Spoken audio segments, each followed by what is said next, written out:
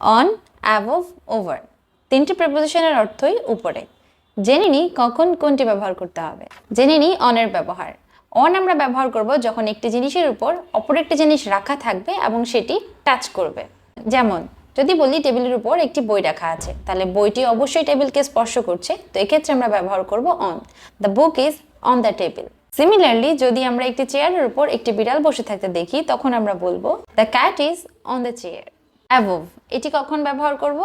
যখন আমরা দেখব একটি জিনিসের উপর অপর একটি জিনিস অবস্থান করছে কিন্তু সেটি টাচ করছে না এবং সেটি স্থির, অর্থাৎ যে উপরের জিনিসটি আমরা বোঝাতে চাইবো সেটি যখন দূরত্বে থাকবে এবং স্থির হয়ে অবস্থান করবে, তখন আমরা ব্যবহার করব অ্যাবভ।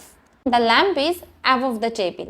ল্যাম্পটি টেবিলকে স্পর্শ করছে না এবং এটি দূরত্বে অবস্থান করছে, স্থিতিশীল অবস্থায় আছে, সো এক্ষেত্রে আমরা ব্যবহার করেছি অ্যাবভ। ওভার এই প্রিপোজিশনটি আমরা ব্যবহার করতে পারি যখন উপরে থাকা নির্দিষ্ট সাবজেক্টটি মুভিং অর্থাৎ গতিশীল হবে, স্থির হবে না। Example, the plane is flying over the city.